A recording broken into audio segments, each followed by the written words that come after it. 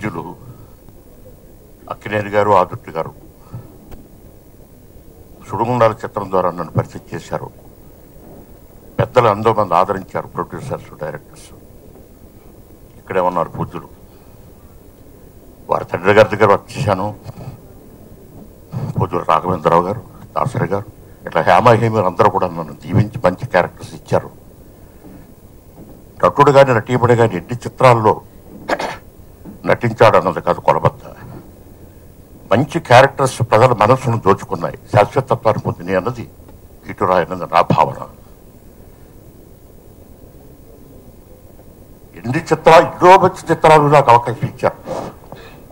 కానీ సుడిగుండాల చిత్రం గోపాలకృష్ణ గారు చెప్పినట్టుగా చిటికలు వేస్తూ చిన్న క్యారెక్టర్ అయినప్పటికీ కూడా నారాయణ రెడ్డి గారు వాచ చిటికలు వేస్తూ చిన్న క్యారెక్టర్ వేసిన సింగపూర్ వరకు ఎదిగాడు మాడా అని వారు వాచ. ఆ పిక్చర్ ప్రప్రథమంగా రిలీజ్ అయింది మా స్వగ్రామం దగ్గర కడియంలో ఇనాగ్రేషన్ థియేటర్. దానికి పూజ్యులు విజయ నిర్మల్ గారు, కృష్ణ గారు వెళ్ళారు.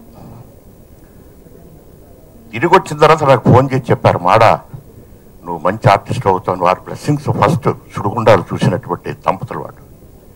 అట్లాగే నిజంగా చెప్పండి, ఆ క్యారెక్టర్ నా కోసం సృష్టించారండి.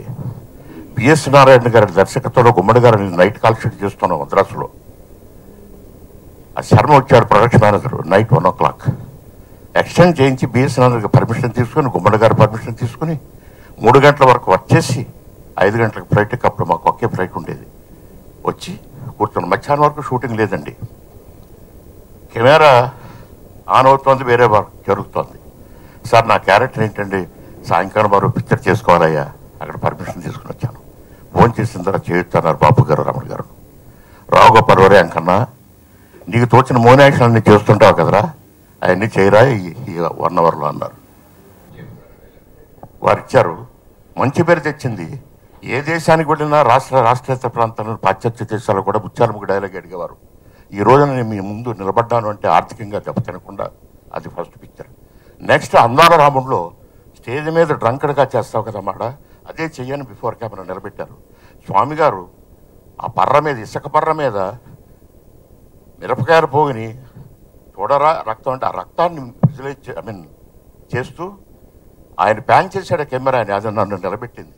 ఏమైనా బాపురమణ గారి భిక్ష ఈ రోజున మీ అందరి భిక్షతో, మీ అందరి సహకారంతో, మీ అందరి బ్లెస్సింగ్స్తో మీ ముందు ఒక ఆర్టిస్ట్గా నిలబడ్డానికి, ఆ రోజు మంచి రికగ్నిషన్ తెచ్చిపెట్టడానికి అవకాశం ఇచ్చినటువంటి ఆ క్యారెక్టర్ సృష్టించిన చేత చేయించినటువంటి పూజ్యులు వారు ఈ రోజున లేరు. భాగ్యంగా నా మనసులో శాశ్వతంగా ఉంటారు. సెలవు.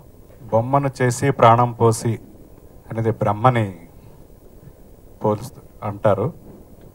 బొమ్మను గీసి తెలుగుతనాన్ని ప్రాణంగా పోసిన స్రష్ట బాపు గారు. ఆయన తెలుగు సాహితీ రంగాన్ని వర్ణమయం చేసిన చిత్రకారుడు, కార్టూనిస్టు, డిజైనరు, బహుముఖ ప్రజ్ఞాశాలి. ప్రపంచంలో ఉన్న తెలుగు జాతి మొత్తానికి ఆయన కళా సాంస్కృతిక సంపద.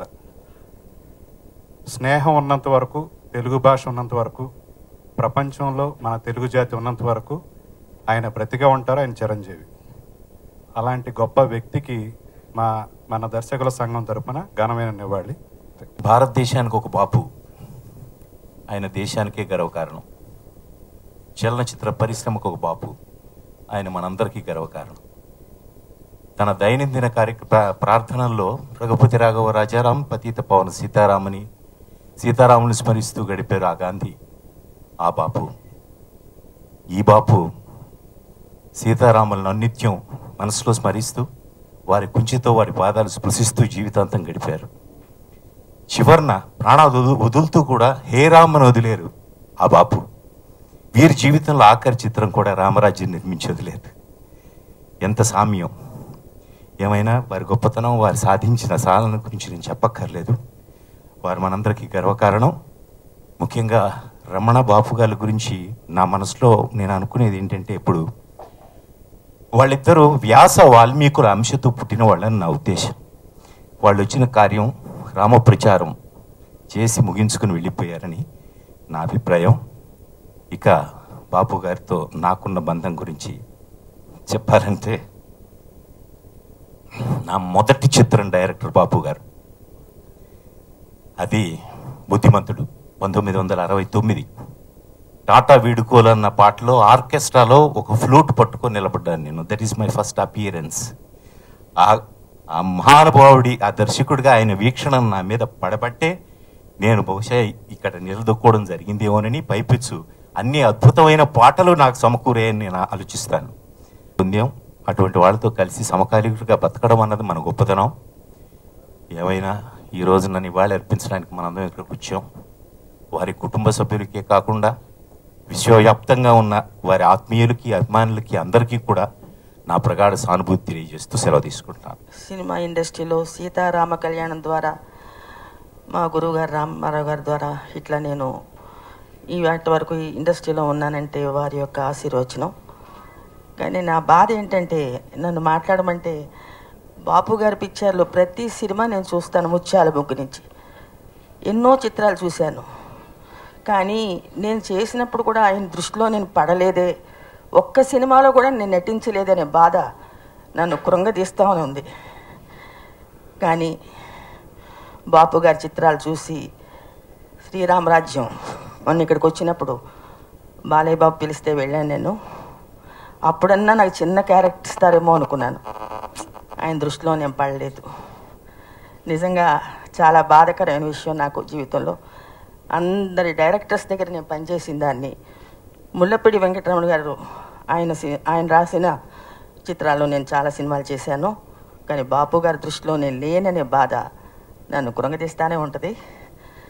వారి కుటుంబానికి ప్రగాఢ సానుభూతి తెలియపరుచుకుంటూ సెలవు తీసుకున్నాను. ఎక్కడైనా గీతే, కానీ తెలుగు గీత ఎలా ఉంటుందని ప్రపంచానికి పరిచయం చేసింది బాపు గారు. ఆ గీతలో అక్షరం, తెలుగు అక్షరం ఎలా ఉంటుంది, ఆ గీతలో తెలుగు అమ్మాయి ఎలా ఉంటుంది, ప్రతిదీ ఆ తెలుగుదనాన్ని ప్రపంచానికి పరిచయం చేసిన బాపు గారు. ఆయన ఇన్స్పిరేషన్గా, అంటే ఆయన్ని గురువుగా తీసుకుని ఎంతోమంది ఆయన ఆర్ట్ ఫామ్ని ఫాలో అయ్యే వాళ్ళని నేను చూశాను. ఆయన వాళ్ళందరిలో బతికే ఉంటారు, ఎప్పటికీ బతికే ఉంటారు.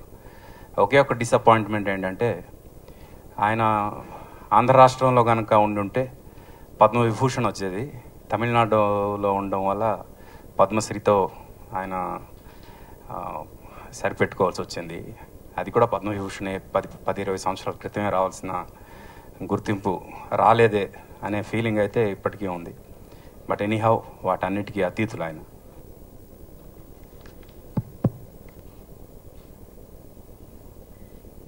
బాపు గారు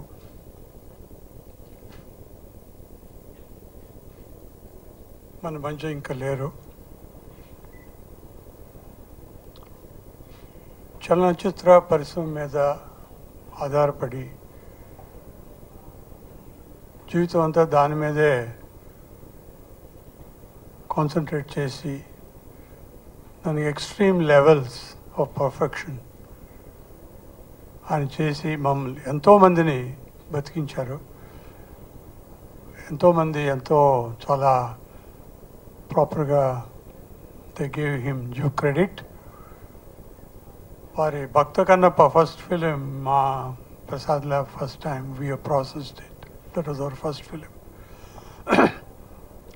తర్వాత మొన్నట శ్రీరామరాజ్యం కూడా చేయడం జరిగింది. Such a wonderful person. ఆయన ఇన్ని సంవత్సరాలు ఇండస్ట్రీలో ఉన్నా కూడా I never heard any dispute కానీ వారి దీంట్లో ట్రాన్సాక్షన్లు ఏవీ లేదు. Such a wonderful individual human being. Ramana garu పోయినప్పుడు కూడా చాలా బాధపడ్డాం.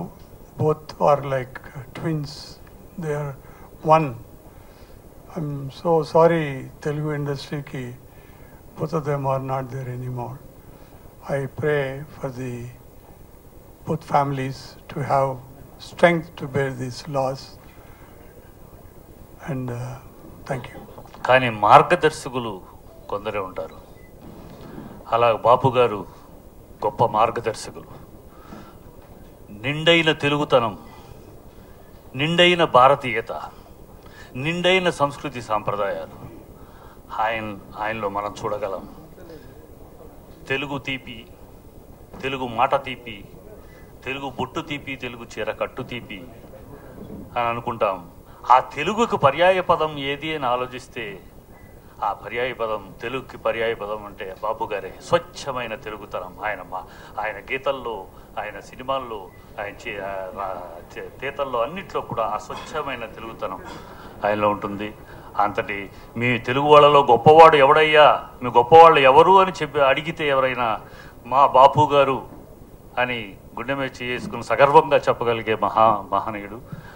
వాళ్ళు రమణ గారు, మా నాన్నగారు ఒకే సంవత్సరం ఒకే సంస్థలో, రాజలక్ష్మి సంస్థలో, ఆయన రక్త సంబంధం, మా నాన్నగారు బందిపోటు, ఒకే సంస్థలో ప్రారంభించారు వాళ్ళ కెరియర్స్. బాపు గారిని చూస్తుంటే ఎదిగే కొద్దీ వదగాలి అనే ఆ పాట ఏదైతే ఉందో, ఆయనకి ఆ పాటను చూసి మనం చాలామంది నేర్చుకోవాలి. ఈవేళ 2 సినిమాలు హిట్ అవగానే అందరం ఎలా ఉంటున్నాం అనేది కూడా మనం తెలుసుకోవాల్సి ఉంది. అలాగే ఒక చోట చదివాను నేను, స్నేహితుడికి ప్రాణం ఇవ్వటం చాలా ఈజీ, కానీ ప్రాణం ఇచ్చే అంత మంచి స్నేహితుడు ఎక్కడున్నాడు అనేది నేను ఒక చోట చదివానండి. ఇప్పుడు ఇది చూస్తే నాకు అనిపిస్తుందండి, సో నువ్వు నా స్నేహితుడివి, నీకు నేను ప్రాణం ఇచ్చే అంత మంచి స్నేహితుడిరా, అందుకే నీ దగ్గరకు వచ్చేస్తున్నాను అని ఆయనతో వెళ్ళిపోవడం. ఇద్దరు స్వర్గాల నుండి మనల్ని ప్లస్ చేయాలని మనస్ఫూర్తిగా కోరుకుంటున్నాను. సంపూర్ణ రామాయణం సినిమా ఆంధ్రదేశంతో పాటు మా ఊళ్ళో విడుదలైంది. మొదటి షో చూస్తున్నాం. చూసిన తర్వాత మా ఆనందాన్ని పట్టుకోలేక వెంటనే పరిగెట్టుకుంటూ వెళ్ళి టెలిగ్రాఫ్ ఆఫీసులో టెలిగ్రామ్ ఇచ్చాను. మీ సంపూర్ణ రామాయణం చూడలేకపోవటం వాల్మీకి దురదృష్టం అని. అదే క్యాప్షన్ మరో వారం పబ్లిసిటీలో వేశారండి. నాది, నేనేమీ కాదు. అక్కడి నుంచి ఆయనతో నాకు స్నేహం మొదలైంది. నా స్నేహం, నేను ఉత్తరాలు రాస్తుండేవాడిని, ఆయన బొమ్మలతో జవాబులు ఇస్తుండేవారు. నేను సినిమా రంగం వచ్చేంత వరకు కూడా ఆ స్నేహం కొనసాగింది. ఆ తర్వాత అందరికీ తెలిసిందే సినిమా రంగం ఎలాంటిదో. మా ప్రసాద్ కథ ఇస్తేనే మేము చేస్తామండి. అసలు అందం అన్నది అంటే నా నిర్మాత దగ్గర నన్ను ఎంత గొప్ప లెవెల్కి తీసుకెళ్లారండి వాళ్ళిద్దరూ. ఆ వ్యక్తిత్వం, వాళ్ళు బాపు గారు ఎవరిలోనూ ఏ మనిషిని చిన్నగా చూడలేరు, ఏ తక్కువగా చూడలేరు. అందుకనే ప్రతి బొమ్మని అంత ఉన్నతంగా ఆయన చూపించడానికి ప్రయత్నిస్తారు. ఆయన సినిమాలో ప్రతి చిన్న పాత్ర కూడా అంత ఉన్నతంగా ఉండడానికి కారణం he can never see anybody లో. మా దర్శకుల సంఘానికి ఆయన మాట్లాడడానికి వచ్చినప్పుడు ఒకరు అడిగారు, ఏమంటే రమణ గారికి మీకు ఇన్నాళ్ళ స్నేహం, ఎంత గాఢ స్నేహం ఎలా ఉందండి అంటే, దానిలో ఆశ్చర్యం ఉంది, భరించగలిగితే భార్యాభర్తలు కలిసే ఉంటారు, స్నేహితులు కలిసి ఉంటారన్నారు. ఇంక దానికి ఏం చెప్పగలమండి? 20 ఇయర్స్ పెర్షియన్ తివాసీలు వేశారు ఏంటి, బాపు ఇంత గొప్ప దర్శకుడు అయ్యండి, అది ఎందుకు చేశారు అని బాధపడ్డాడు సచిత్ రాయ్. అకిరా, ఆ సినిమా అకిరా కురసవా ఇచ్చిన కితాబు ఆయన చెప్పాడు, it's unique film maker, I have never seen anywhere అని చెప్పి ఆయన చెప్పాడు. అంతటి ఆయన కొన్ని అంతే వినో, మనకి తెలుసు birth is just an accident but death is imminent. అయినా సరే అలాంటి వాళ్ళు వెళ్ళిపోవటం మాత్రం చాలా గొప్ప అన్యాయం అనిపిస్తుంది. Namaste. My name is Sanam Jain from Los Angeles. Thank you for the opportunity that I have come here to pay my homage and respect to Shri Bapu Garuji. We indeed have lost a great filmmaker, a genuine human being and a creative legend like Shri Bapu Garuji. Our hearts have become richer as he is alive in our hearts and will continue to inspire us through. మహానుభావుడి గురించి మాట్లాడేంత గొప్పవాడిని కాకపోయినా ఆయన చేత action చెప్పించుకున్న చాలామంది నటులలో నేను ఒకడిని కాబట్టి మాట్లాడుతున్నాను అంతే. ఇందాక రంగనాథ్ గారు చెప్పినట్టు ఆయన ఫస్ట్ సీరియల్, నా ఫస్ట్ సీరియల్ ఒకటే, భాగవతం. దాంట్లోంచే నేను స్టార్ట్ చేశాను. ఆయన చివరి సినిమా కూడా నేను చేశాను, శ్రీరామరాజ్యం. అయితే ఒక ఇన్సిడెంట్ మీతో పంచుకోవాలనుకున్నాను. శ్రీరామరాజ్యం చేస్తున్నప్పుడు ఒకరోజు బాలకృష్ణ గారు నేను ఇద్దరం మాత్రమే ఉన్నాం. మా ఇద్దరి మీదే పిక్చరైజేషన్ జరుగుతుంది.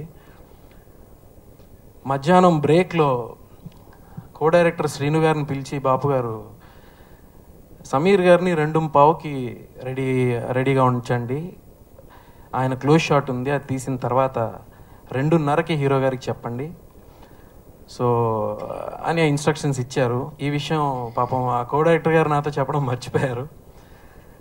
సరే, నేను మేకప్ రూమ్లో ఆ విగ్ అది తీసేసి మళ్ళీ రెడీ అవుతున్న టైంలో అసిస్టెంట్ డైరెక్టర్లు వాళ్ళు పరిగెట్టుకుంటూ వచ్చారు. 2:15 అయిపోయింది, అయ్యో మీరు ఇంకా రెడీ అవ్వలేదా, ఇది అది అని కంగారు పడుతున్నారు. మొన్న డైరెక్టర్ రాఘవేంద్రరావు గారు నేను చెన్నైకి వెళ్ళాం బాపు గారి దర్శనం కోసం. హాల్ లోపల బాపు గారి బాడీ అద్దాల పెట్టెలో ఉంది. చుట్టూ బోలెడు బొమ్మలు ఉన్నాయి బాపు గారు వేసినవి.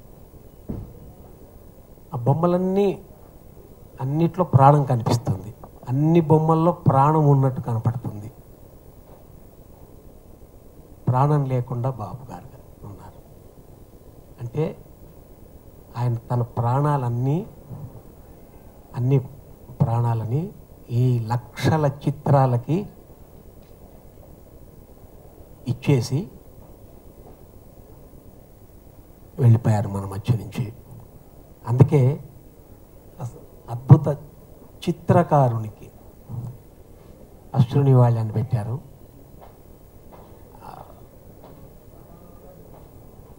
దిగ్భ్రాంతిగా అనిపించింది బాపు గారి బాడీని అలా చూస్తుంటే. అప్పుడు రాఘవేంద్రరావు గారితో ఒక మాట చెప్పాను,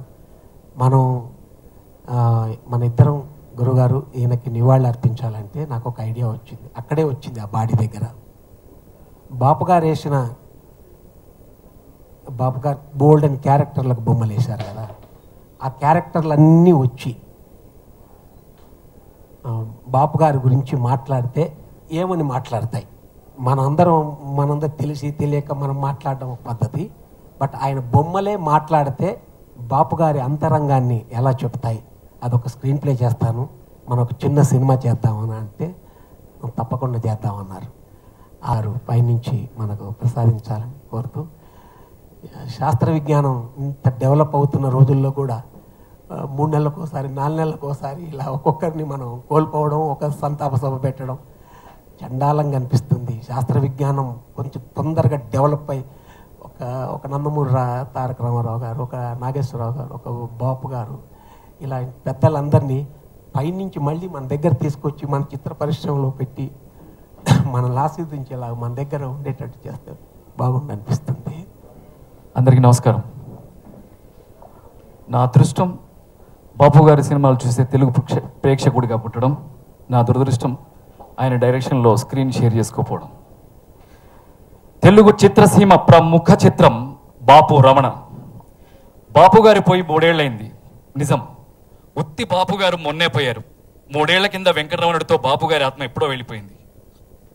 గుండె మీద చేసుకు చెప్పండి, రమణ గారు పోయినప్పుడే ఈయన మాత్రం ఎన్ని రోజులు ఉంటాడు, రమణ వదిలి ఉండలేడు అని మనమంతా అనుకోలేదు. 3 ఏళ్ల క్రితమే కళాన్ని బాపుకిచ్చేసి రమణ వెళ్ళాడు, కుంచెను రమణకిచ్చేసి బాపు మిగిలాడు. అక్కడ అక్షరం లేని తెల్ల కాగితం, ఇక్కడ గీత పడని తెల్ల క్యాన్వాస్. తెల్లగా, శూన్యంగా, బొట్టు లేని అసంపూర్ణంగా, ఆవేదనగా. పసుపు కుంకుమ, డోలు సన్నాయి, అమ్మ గోరుముద్ద, వాన మబ్బు, చంద్రుడు ఆకాశం, వెలుగు నీడ, కలం కాగితం, కుంచే కాన్వాస్, నది, అలా బుడుగు, 2 జళ్ల సీగాన పసునాంబ, బాలు పాట, బాపు రమణ. విడివిడిగా ఎలా రాయగలం, ఎలా చూడగలం, ఎలా మాట్లాడగలం? రెండూ కలిస్తేనే అందం, ఆనందం. ఇద్దరు ఒక్కరే తెలుగుదనం, తెలివిధనం. మన తెలుగాస్తి ఆ ఇద్దరు, మన స్థిరాస్తి ఆ ఇద్దరి. అక్షరాలు, నిశ్చల చిత్రాలు, చలన చిత్రాలు, గీతల చతురోక్తులు, రాతల మధురోక్తులు. నవ్వించారు, కవ్వించారు, వలపించారు, మరిపించారు, మైమరపించారు, తెరిపించారు, తెలిగించారు, తడిపించారు, గుర్తు చేశారు, గుర్తుండేలా చేశారు. తెలుగులో మునిగి తీశారు, తెలుగులో ముంచి తీశారు. దృశ్య కావ్యాలు ఇచ్చారు, షడ్రుచులు ఇచ్చారు, కూసింత గర్వాన్ని ఇచ్చారు, గౌరవమై నిలిచారు, ఉదాహరణై వెలిగారు. బాసింపీట వేసు కూర్చున్న తెలుగు అక్షరాలను లేపి ఊపి బాపు లిపి అందించారు, అందమిచ్చారు. తెలుగు సినిమాకి 16 తెలుగు తొడుగులిచ్చి తెలుగు వెలుగుల సాక్షి సంతకం చేశారు. తెలుగు సినీ వంశవృక్షానికి తామింత తెలుగు సిరా పోసి తెలుగు సిరులోసి వటవృక్షంగా పెంచారు. తెలుగు సినిమా ముంగిట ముత్యాల ముగ్గులు తీర్చారు. తెలుగు సినిమా చరిత్రలోని పేజీలను పెళ్లి పుస్తకంలా మనతో తిరగేయించారు. తెలుగెత్తు మూర్తిమత్వాన్ని భక్త కన్నప్పలై ఆరాధించారు. రెపరెపలాడుతున్న తెలుగు గోరంత దీపాలకి తెలుగు చమురోసి కొండంత వెలుగులందించి దారి చూపించారు. తెలుగు సినిమా తెరపై రామాయణాన్ని అద్ది దృశ్య కావ్య గౌరవాలు ఆపాదించారు. మన తెలుగురి పాండవులు బాపు రమణలు, మన తెలుగందాల రాముళ్ళు బాపు రమణలు, మన తెలుగంత బుద్ధిమంతులు బాపు రమణలు. తెలుగు సాహిత్యమై ఎగసి తెలుగు సినిమాలై మెరసి అసామాన్యంగా ఎదిగి సామాన్యంగా ఒదిగి కుంచపట్టుకొని ఒకరు, కలం పట్టుకొని ఒకరు, చెట్టపట్టాలేసుకొని తెలుగు నీడన సేద తీర్చిన స్నేహ గాన కోవిదులు.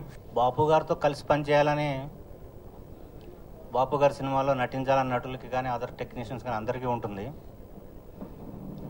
కానీ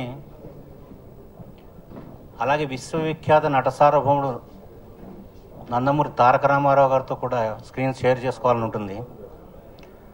డబుల్ ధమాకాలాగా అవి రెండు ఒకేసారి వచ్చాయి నాకు. శ్రీనాథ కవి సార్వభౌముల్లో పోతనగా నటించే అవకాశం నాకు వచ్చింది. అది నా పూర్వజన్మ సుకృతంగా భావిస్తున్నాను. ఎందుకంటే ఆయన ఎవరో నాకు తెలియదు, రామారావు గారు అంటే అంతకంటే తెలియదు. ఏదో ఒక సీరియల్స్ నటించుకునే మర్యాద రామన్న, శ్రీనాథుడు, రాముడు, కృష్ణుడు ఏవో చేసుకుంటూ ఉంటుంటే అలా ఒక 5 సంవత్సరాల తర్వాత ఒక రోజుని రామారావు గారు నాకు ఫోన్ చేశారు. అంటే చాలా ఆశ్చర్యంగా ఉంటుంది. ఆయన నిర్మాత ఆ సినిమాకి, ఆయన వాళ్ళ ప్రొడక్షన్ నుంచి వచ్చింది. వారి గురించి మాట్లాడే స్థాయి నాకు లేదు. కానీ గంగికోవు పాలు గరిటెడైన చాలు అన్న చందాన ఆయన చిత్రంలో కానీ ఆయన సీరియల్లో కానీ నటించే అవకాశం నాకు దక్కినందుకు నేను ధన్యురాలిగా ఫీల్ అవుతున్నాను. భాగవత కథల్లో సాందీపముని భార్య వేషం నాకు ఇచ్చారు. 20 రోజులు వారి దర్శకత్వంలో నేను నటించే భాగ్యం నాకు కలిగింది. అలాగే వారి ఆఖరి చిత్రం శ్రీరామరాజ్యంలో ఋషశృంగుడి భార్య వేషం నాకు అవకాశం దొరికింది. శాంతాదేవి. ఆయన ఎంత చిన్న నటినైనా చాలా సాదరంగా, ప్రేమగా, అనునయంగా ఎలా అభినయించాలో తెలియచెప్పి చాలా చాలా చాలా మెళుకువలు ఆయన తెలియచేస్తారు. నాకు అలాగే ఆ పాత్రల్ని నాతో అలా చేయించారు. నన్ను కూడా అందంగా చూపించారు బాపు గారు. అంత గొప్పతనం బాపు గారి దర్శకత్వం మనందరికీ తెలిసిందే. ఆయన గురించి ఎన్ని మాట్లాడుకున్నా తక్కువే. కాబట్టి తెలుగువాడి గడప పసుపు కుంకం శాశ్వతంగా ఎలా ఉంటుందో, తెలుగువాడి ముంగిట ముగ్గు శాశ్వతంగా ఎలా ఉంటుందో, బాపు గారు మనందరి హృదయాల్లో శాశ్వతంగా అలాగే ఉంటారు. మన తెలుగు చిత్ర పరిశ్రమకే కాదు, యావత్ భారతదేశంలో బాపు గారు లేని లోటు తీర్చలేరు. ఇప్పుడు మనకి పెద్దలు రంగనాథ్ గారు, పరుచూరు గోపాలకృష్ణ గారు, అలానే మన సమీర్ గారు, తేజ్ గారు వాళ్ళ యొక్క మనసులో ఉన్న భావాలని వ్యక్తపరిచారు. కాకపోతే ఒక్క విషయం మాత్రం, వారితో ఉన్న సాన్నిహిత్యం శ్రీరామరాజ్యం సినిమా మొదలైన ముహూర్తం షాట్ నుంచి చాలాసార్లు చివరిది అయిపోయేంత వరకు భద్రాచలంలో ఆడియో ఫంక్షన్ అయ్యి మళ్ళా అది విజయోత్సవ సభ అయ్యేంత వరకు కూడా బాపు గారిని కలవటం, సాయిబాబా గారు, బాలకృష్ణ గారు ఈరోజు ఈ తరానికి ఒక శ్రీరామరాజ్యాన్ని అందించారంటే అది అందరూ ఒక నయనతార, ఒక బాలకృష్ణ గారితోటి ఆ దృశ్యకావ్యం అందరికీ కన్నుల విందుగా ఈరోజు మనలో నిలిచిపోయే కార్యక్రమం చేయటం అనేది ఒక బాపు గారి వల్లే అవుతుంది. అయితే ఫైనల్గా death is certain for everybody, but uncertainty is when it occurs. Bapu garu ఈరోజు మనము లేరు అని అనుకోవాల్సిన అవసరం లేకుండా ఆయన నిత్యం బ్రతికి ఉన్నట్లే మనకి ఏ ఇంటిలో ఎక్కడ శుభకార్యం జరిగినా పెళ్లి జరిగినా వారి పాట లేకుండా, పెళ్లి శ్రీరస్తు శుభమస్తు అని పెళ్లి పుస్తకంలోది వారి పాట లేకుండా అసలు ఏ శుభకార్యం ఎక్కడైనా మీరు వినండి, అది డెఫినెట్గా అందరిలో వారి యొక్క శుభమస్తు అది జరుగుతూనే ఉంది. సీతారాముల కళ్యాణం చూదమరారండి ఎలా జరుగుతుందో ప్రతి శుభకార్యంలో ప్రతి కుటుంబాలు వారిని గుర్తు తెచ్చుకుంటూనే ఉంటాయి.